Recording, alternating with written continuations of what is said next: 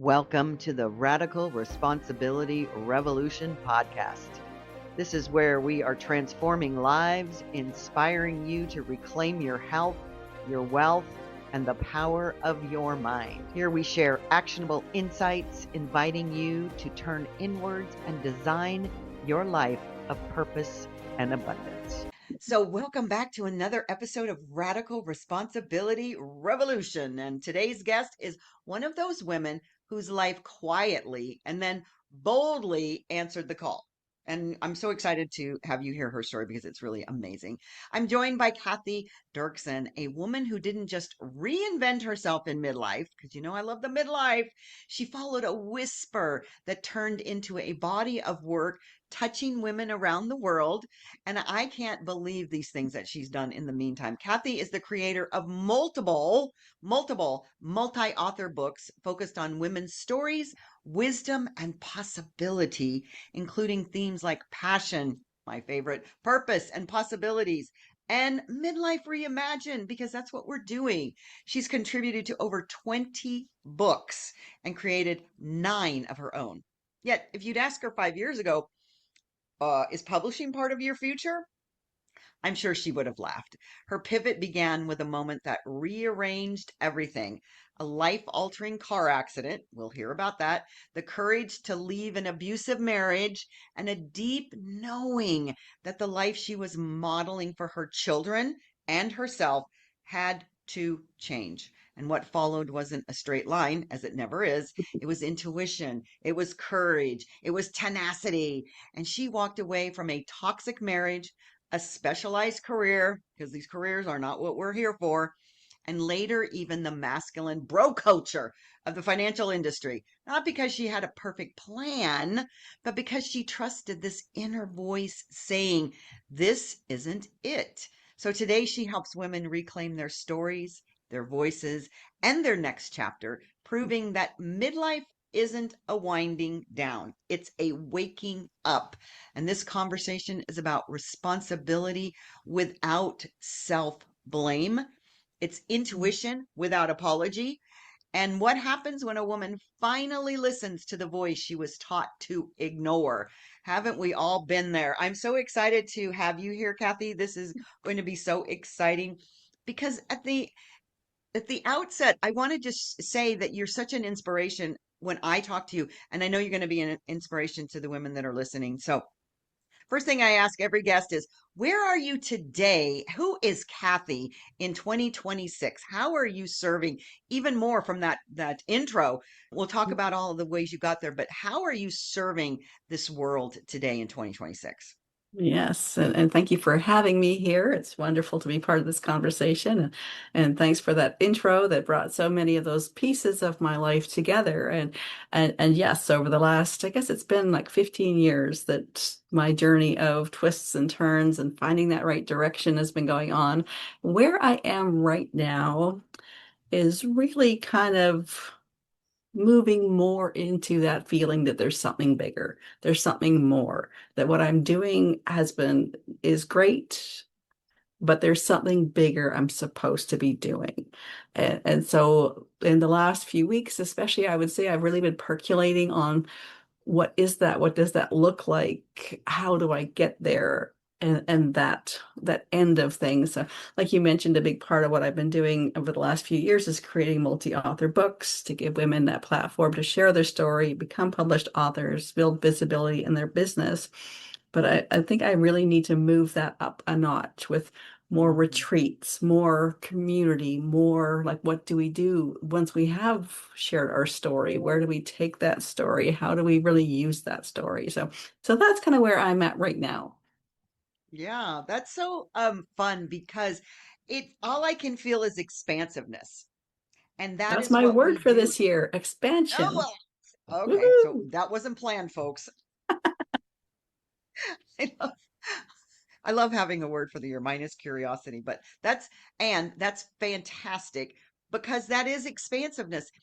That's what we do as these human creatures, especially as this feminine energy. So I want to just explore that a little bit because I'm imagining that did not imagine yourself being right here, right now, in this moment, even having this conversation with yourself about expanding, even 10 years ago, 15 years ago. So I want to just explore that. We can talk about this story, but I want to talk about the arc that you feel of you constantly expanding, because I think that's the message that's coming forward, is to share with women, you don't have to know anything to start. It's true. You got Just to get that. on the path, and then just share how your experience.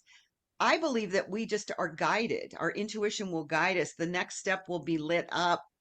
And I'm getting goosebumps saying that, because I really truly believe that that was probably very much of the same trajectory for you. You just made a decision. So tell me what that decision was, and then what are the little bits that you can just fill in right now that you felt yourself expanding along the way, because you're not done and you never will be done. No, no, exactly. And actually next month marks 5 years since I left my job and started out as an entrepreneur to really dig into what I'm here for. And yeah, this journey that you're mentioning too, I'd say it's around 2010 that it really started. And you're right, it started with just an intuitive message. And at that time, the message really was that I'm supposed to be doing something that created a true impact in the lives of women around the world. And that was it. That was the whole message, but it was dug deep inside. This was a key message that wasn't going anywhere. And of course, at that time, I had no idea what am I Yeah. supposed to do with that message. And so and like you had mentioned too, I was in the middle of a divorce and all these other things. I went through a complete career change, but at least with that kind of guide of finding something that I could do that would help women change their life. And at that time, of course, like we do, I just was kind of feeling my way based on what I knew. And at that time, I chose to go into financial planning, which is a complete shift from my previous career, because I thought that was how I could help women change their life. Because so many women do say that finance is an area they need more women supporting them with. And yes, I spent 10 years in that world and really, did all the credentials and I did help women change their life with their financial information, but there was so much that I couldn't talk about or do, or, I just felt like I was in a very small box. And I knew that that box was not where I was supposed to be. And that's where, like I mentioned 5 years ago, I just decided, no, I need to get out of this box. And again, I had no idea what was next, but I knew I needed to figure it out myself. And yes, like you were saying, 5 years ago, I would never have guessed that this was where I would be, because none of this was part of my past. None of it was on my radar. And it has really all come from listening to intuition, Mhm. following that feeling of what's right. How am I really serving? And I think too, kind of getting to know more what my real gifts are. Right. Because of course, before it's, when you're young, you just follow a path of I go to university, I get married, I have kids, that kind of path that our society has put out for us, but hadn't really thought about, what really excites me, what are the things that make me feel like I'm doing the right thing. And so it's interesting and exciting to know that at any age we can set out on this journey and figure out Yeah. what is it I'm here to do now. Right. Right. So I want to lean into this idea that you don't know what you're doing. Because honestly, that is not the program that the masculine playbook gives us. The No. masculine playbook is about goals, smart goals. I used to teach those. I'm so embarrassed to even say that. Smart goals, of figuring it out, of strategy, of competition, all of that. Like that is what we get, the playbook. It's handed to all of us, everybody on Yeah. the planet. Women take it because, there isn't another playbook. And Yet. yet, the truth is, and you're here, and so am I, and so are the women that I interview, as a testament that you don't have to figure it out. Actually, I love Marie Folio. She wrote a book called Figure It Out. And even she's like looking back, going, yeah, that was my younger self telling me that. Because it's that intuition and the idea that you are always given the answer. Always. So talk about some of the breadcrumbs that you got along the way that your intuition was just super loud because it's very soft most of the time. But sometimes it says, okay, look, like for instance, when you decided to end your marriage, or when you decided to get into the financial realm or get out of it, just share some of those ways that you heard it, because it's so hard to explain to women that haven't experienced it yet that this truly is the path, and it's so beautiful, and yet it is kind of scary because that's not how we were taught. So share Yes. some of those moments for our audience. For me, a big part of it is a gut feeling, like literally a gut feeling. And I think when I first started noticing it was, like you mentioned, around the divorce. And then in the work that I had been doing up to that point, I worked in medical genetics, mostly in hospital labs. And the work environment I was in at that time was also very negative, and I would say borderlining on abusive as well. The doctor I worked under was just toxic. And and so when I was going through the divorce, I was asking myself those questions of, can I see myself doing this full time for another 20 years? And I could Mm-hmm. literally feel it in my gut. This no, get out of here now. And Mm-hmm. even though I would be walking away from a 25-year career, a good paying job with good benefits and all those other things that we've always been told, hold on to those. That's what's important, right? And but that feeling in my gut that no, you need to get out of here now was really kind of the beginning of it, and really listening to that. And that's when, after that, and thinking more about, okay, what else am I supposed to be doing then? And that's when this message about helping women around the world kind of came to me. And I would say, going from there, the little pieces that pointed me in directions, how I recognize them, because of course there's things that we do just out of impulse, there's things we do out of fear, there's things we do like, so how do I know it's intuition and not just something else pushing me around? And to me, that difference is it feels light. Yeah. Like a lot of other decisions you make, you still feel tight and heavy. Mm-hmm. Whereas when you make a decision through intuition, I find that it just makes me feel lighter and open, Mm-hmm. and almost like doors are opening, like doors you hadn't seen before, but there's an Yes. openness to it. And so that's Mm-hmm. how I would describe recognizing when it's Yeah. intuition. And especially as I moved along, when I first left my job, my corporate job in financial planning, again, like I said, I didn't really know, besides this message about helping women around the world. And at that time I thought, oh, it'd be more of a coaching thing, like maybe money coach, life Mm-hmm. coach, that kind of, because again, we kind of move forward based on what we do know. Right. And but even when I started into that, it didn't feel right. Right. It just felt like I had my feet were stuck in mud, that I was making progress, but it was like, Mm-hmm. this doesn't feel right. And I had started getting involved in these multi-author books around 2019. And even when I did the first one, it was a local group here doing some books. And I knew they'd been doing these other books before, but again, hadn't really felt this is what I'm supposed to do. And then they started with one, it was called Emotional Intelligence, Mental Health Matters. And that was when I'd got to the point where the dust had kind of started settling on the divorce and the other complete career change. And I had two teenagers along the way with me through all this chaos. And it was again a calling that my story needed to be in a book to help other women.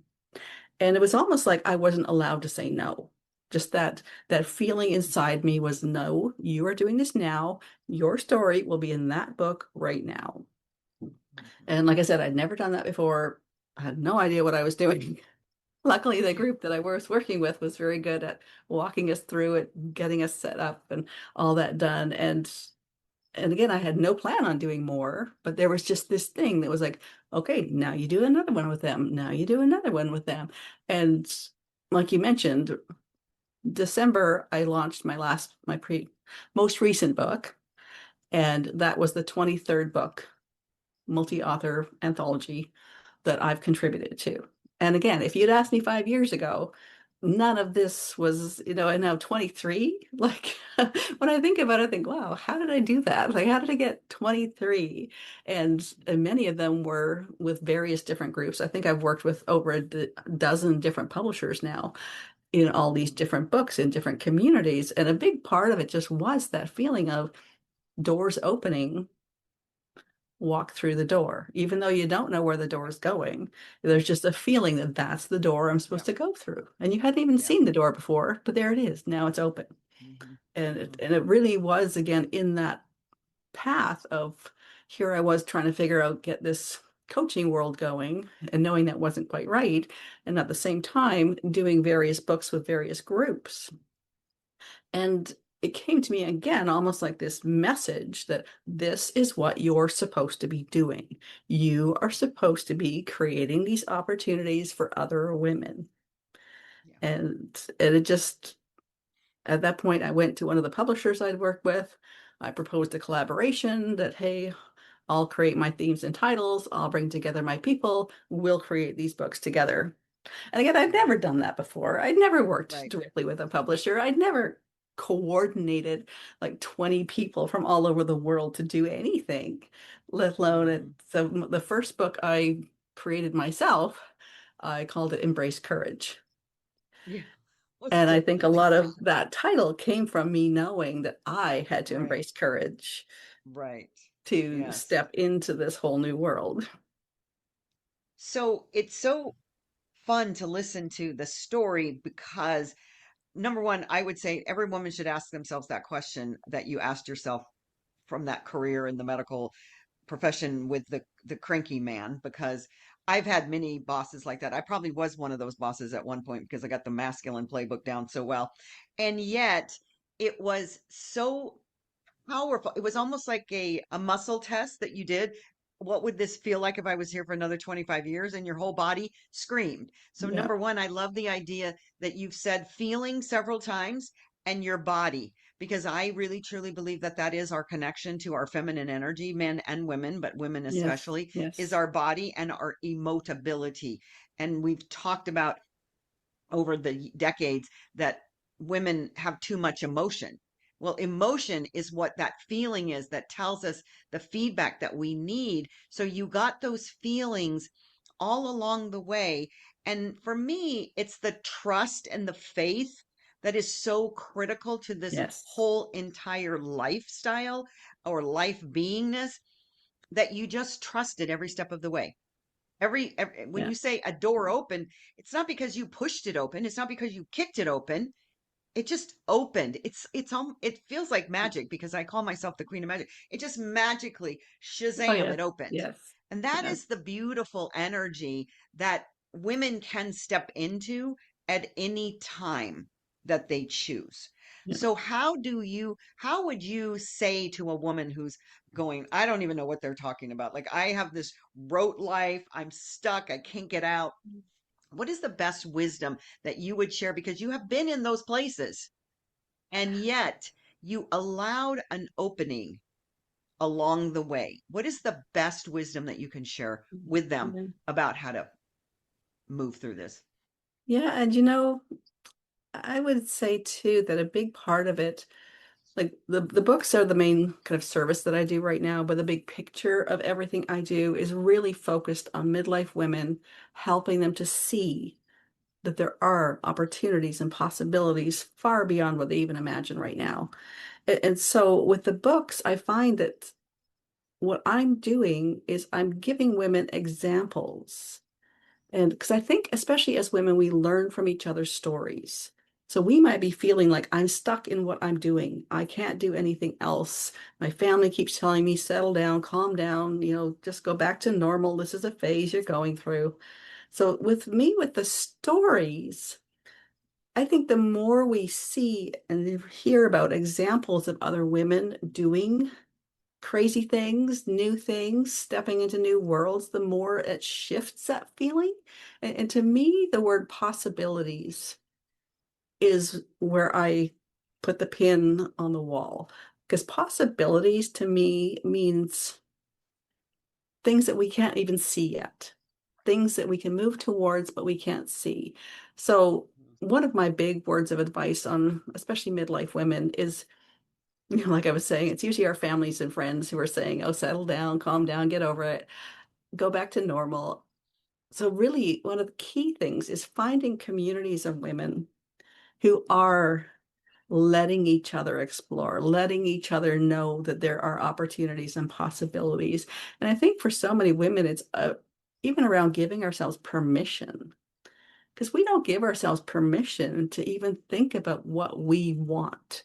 What would excite me? What would make me feel like there's a reason to get out of bed today? And, it was one thing when we were younger and we had, a busier career, possibly family, there was all these other things we were busy with. Whereas as we get older and perhaps the kids have left home, perhaps our career has changed, and there is more of that space of, okay, what am I supposed to do next? And when you think about it too, that old model of retirement was set up at a time when people were only expected to live into their late 60s, maybe early 70s. So the idea of puttering until you die, like really waiting to die, perhaps that Exactly. worked, 60, 80 years ago. But now we have to plan to live into our 90s and our hundreds. And we don't want to do that sitting on the couch watching soap operas. This is the time for us to actually use our life experience, our connections, our what's inspiring us, and do like follow that. And so to me, it's about that finding community, finding other women who are saying, yes, we are going to follow a path. We're going to do something new. We're going to do this together. Because to me, community is really important. And now, like especially with Zoom and everything else, we can connect with people around the world easily. So step out of your normal circle, follow just something that you love, something positive. Yeah. So, and that is, I hear this more and more about the download or the voice or the conversation. You're here to support women on the planet, right? When you hear that message, and it's so big. Like mine was, you're here to wake up the feminine on the planet. As I'm sitting on the beach in Playa del Carmen, and the ocean's talking to me, and I'm like, okay, you have the wrong, you have the wrong chick. Sorry. Moving on. And yet it has been there because once you get it, and it's as I said, it's a little challenging to describe that to somebody who hasn't heard it yet. It doesn't mean that the voice isn't there. It's just that Yeah, sometimes we're yeah. so busy and loud we don't slow down enough to listen. Yet that is so big, and once again, we don't have to figure it out. So for women that are hearing these messages, because really what you're doing in my opinion, is leaving a legacy. This Yes. legacy, especially through stories. I don't know if you're aware of this or not, but once the brain goes through menopause, it completely rewires for women. And one of Mm, the ways that we stay in our wisdom and youthfulness, right, our vitality, is through stories. That perfect. actually is a healing process for our brains rewiring. So, because of that, your stories, I don't know if you're aware of this, but that is a legacy that you are leaving to heal the planet. Perfect. Wow. That's one of the things I love about books, because 100 years from Yeah, now, someone could pick up that book. right, right.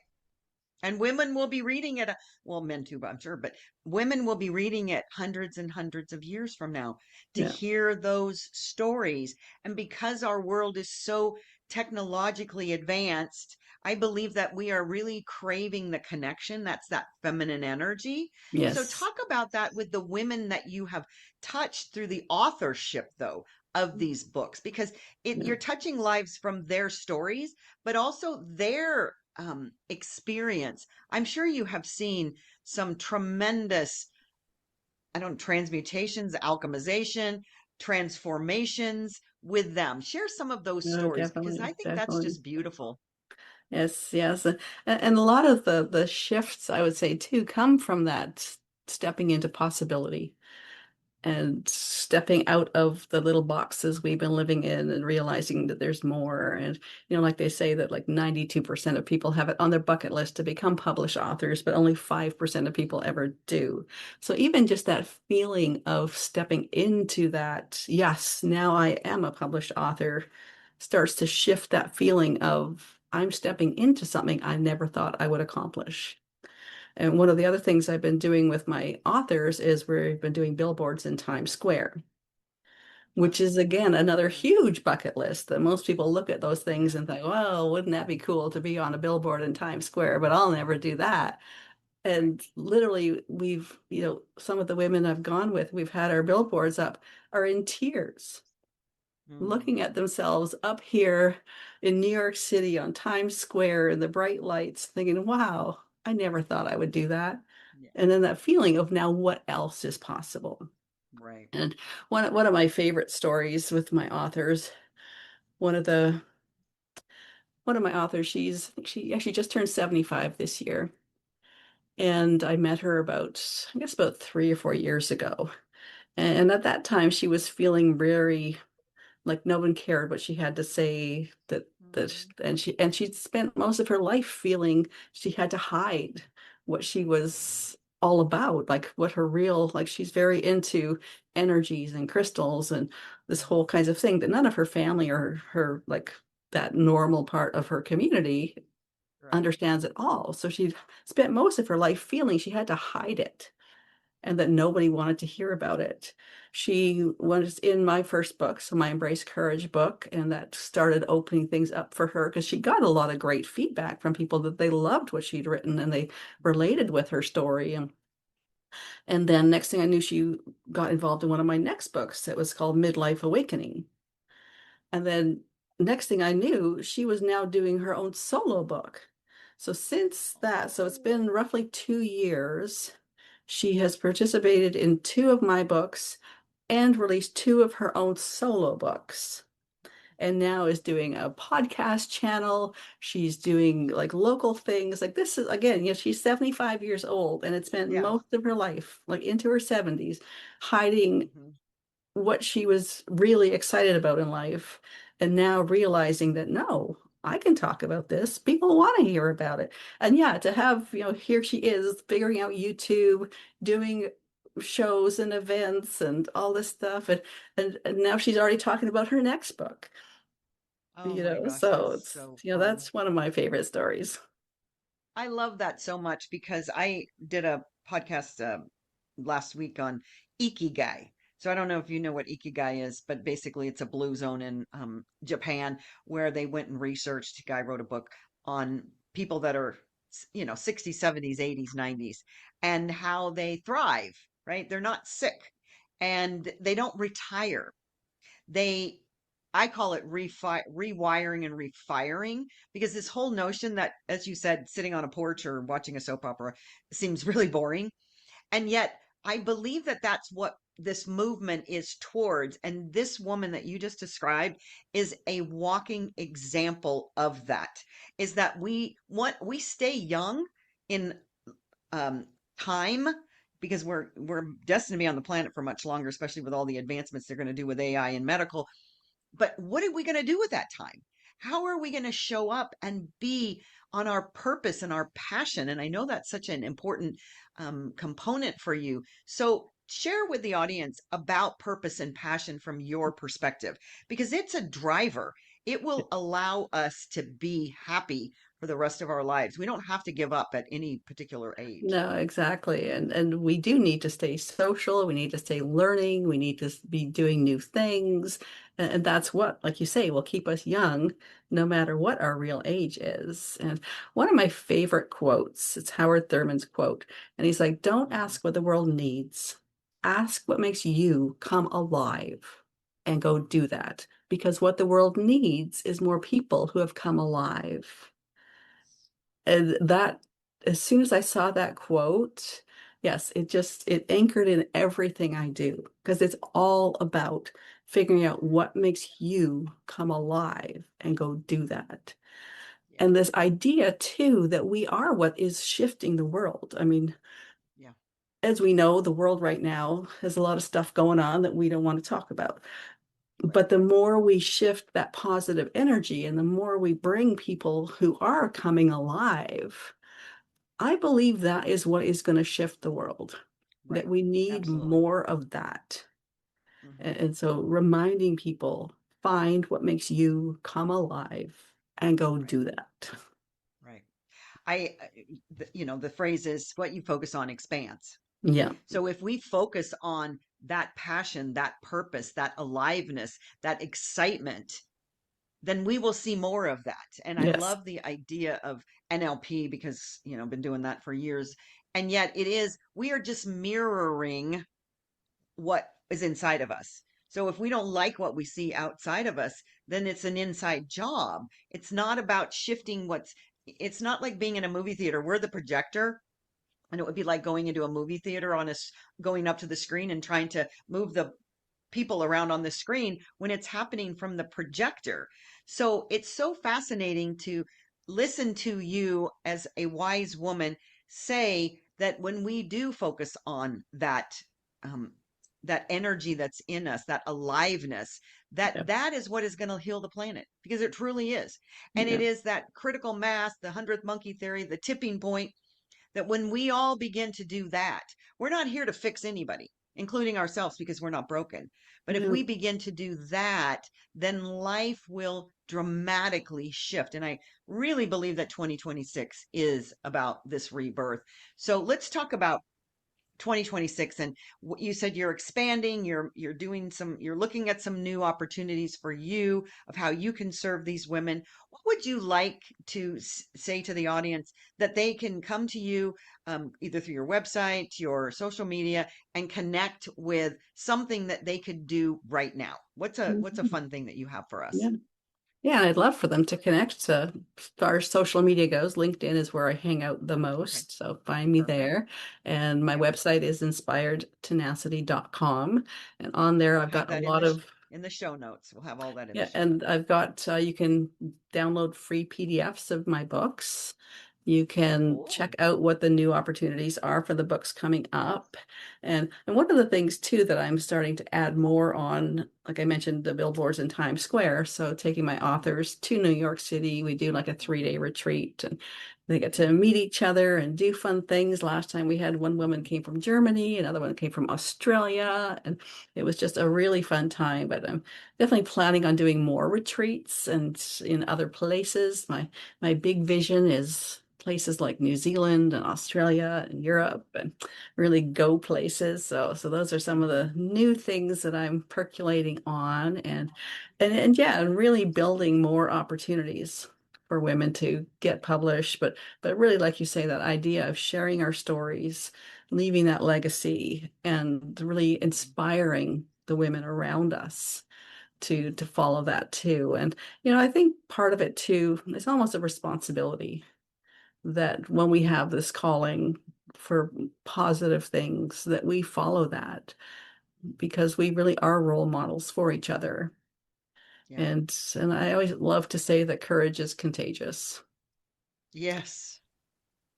How do you think what was the impetus for your courage to write that first book? Because it's always just mirroring our life, right? That this was the courageous part, that you jumped into the deep end of the pool without a life vest.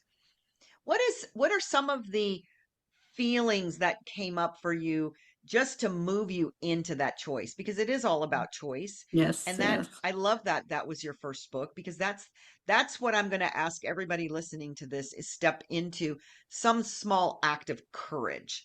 And what does that look like? So how did you show that for yourself when you were starting that path? Yeah.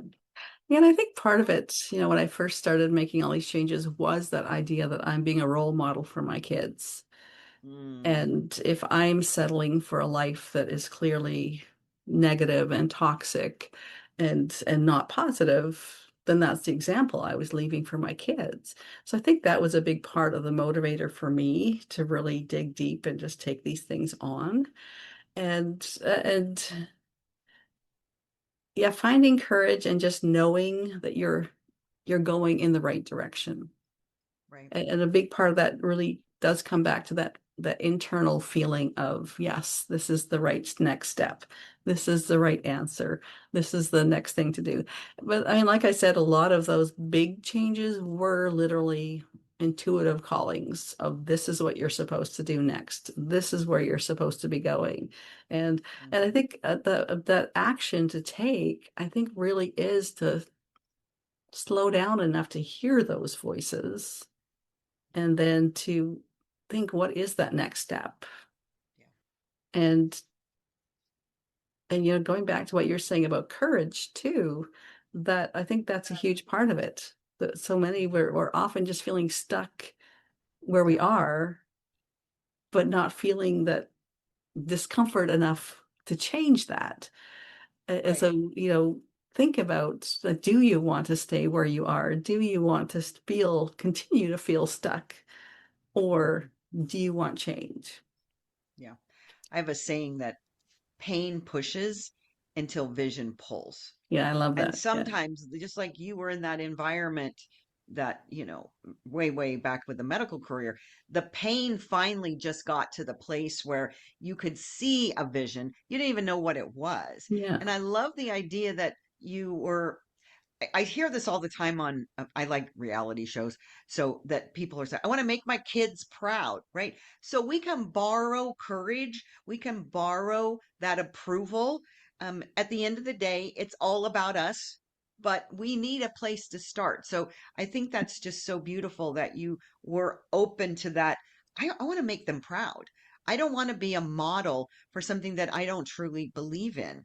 And this idea that 2026 is this awakening. It is a rebirthing for women. What is the best wisdom that you have for 2026? Because I know you said your word was, oh my gosh, I'm going to forget it already. Expansion. Expansion, yes. I'm like I get lost in my questions. Your word for 2026 is expansion. So give us your wisdom, your inner um, guidance that says, why did you pick that word? What does that mean for all of the women on the planet? And what can a woman hear you today and say, I'm going to take a step towards that? Yes, yes. I think my expansion word came from in my business. I knew I was at a point where I need to start scaling. So at first I was Mhm. thinking scaling or scale would be my word. And I thought, no, that's too narrow. It's too shallow. And then I Right. realized that there's so many other parts of my life that I need to expand. My social life, my personal development, my business, and the impact that I'm creating. So all of those things really need to expand. It's not just about scaling my business. It's Right. expanding all of those things. So that's when I Mhm. shifted into the word expansion. And I think as far as, leaving them with some words of wisdom, I'd go back to that idea of finding community, finding those Mhm. people that will lift and encourage you to follow your own intuition and to, have the courage to not step away from your normal people necessarily, but to step a little outside of that circle and get a feel Yeah. for who else is out there and Mhm. and really start following that passion. Yeah. And I love that because we are who we hang out with, right? We are the Yes. people Yeah. we have coffee with. Yes. And if we begin to expand that circle, just like the 75-year-old that you were talking about, she went from writing a chapter in a book, then she expanded herself to writing her own book, and then she started a podcast. So she then began to expand her circle to people she doesn't even know. Yeah. But I'm willing to bet that she expanded herself by she had to reach out to resources, whether they were community directly or through Zoom or any other version. We can do that for ourselves to Yeah. expand who we are. And so what a great word for 2026. It's just magical. I know you didn't plan any of this, and I know you don't know what the future is going to hold for you. And I also love to have women drop into their future self. So I'm going to ask you to just close your eyes for a minute and drop into your future self because she's got big, big plans. All of our future selves do. and look back, and she's got a message. She's got a message not just for you, but for the entire planet of what is the opportunity for us today that will create this magnificent future. And that's an intuitive conversation. So I want you to just share what your future self is telling us. Mm. Yes. I think she's really saying to continue to think bigger and to think about that impact that, and like I was mentioning, the books are part of what I'm doing, but I really feel the bigger part of the potential impact I can make is more, even in getting into more speaking and that kind of thing, and really focusing on helping midlife women to get that message and to give themselves that permission. And to, so I see that as kind of where I'm going, is more into that, really connecting with more women, Mhm. creating more community. Yeah. Well, we are community creatures. I mean, it goes back to the tribal. I don't know if you've heard of this, the grandmother hypothesis, and it's about how tribal women pre communities that we have here related, and it was the women in their midlives after menopause that were the wise leaders of the tribes, Mm, and that there is a tribe in oh, I think it's Africa. I forget the name of the tribe, but that it's currently in today's world that is as close of a replicant of what that is. And so for any women that are listening, our midlives are our sweet spot. This is when yeah, we get our superpowers. yeah. And so just to know that that's the truth of who we are on this planet as wise women, as the wisdom bearers, as the way showers.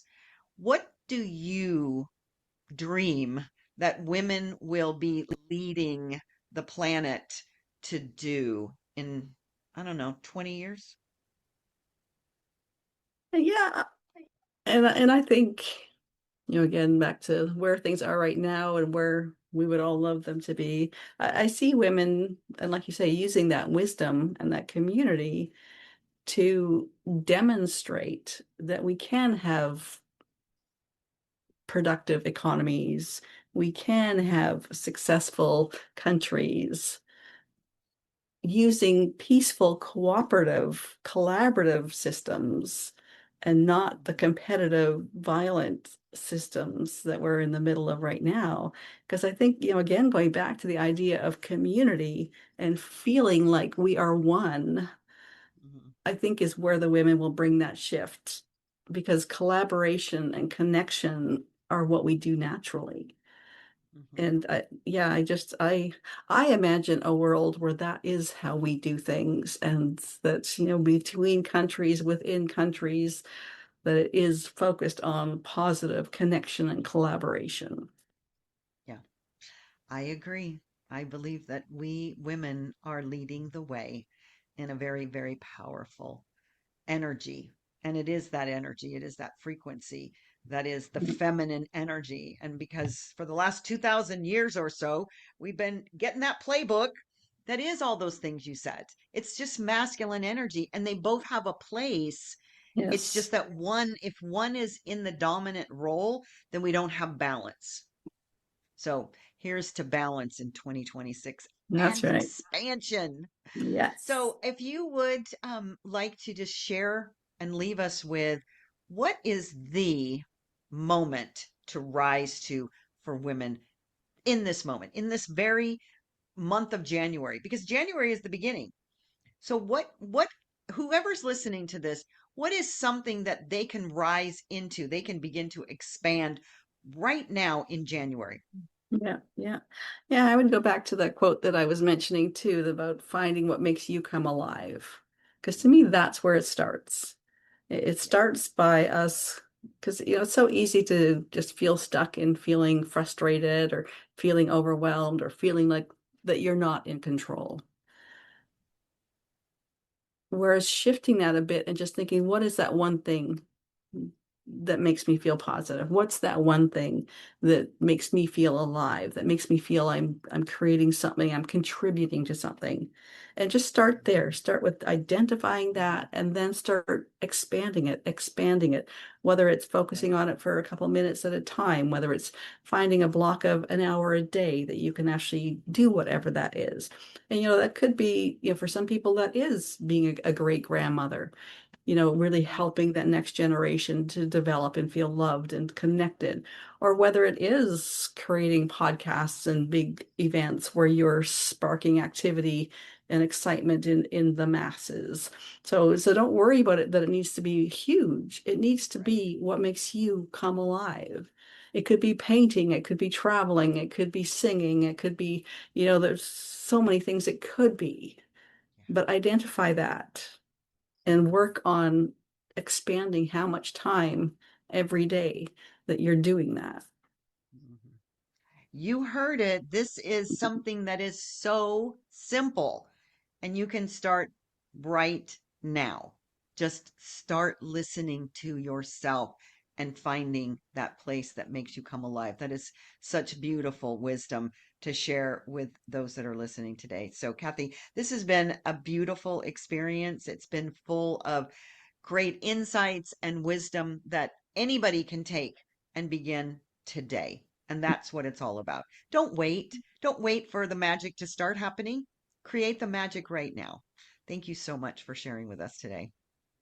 Thank you.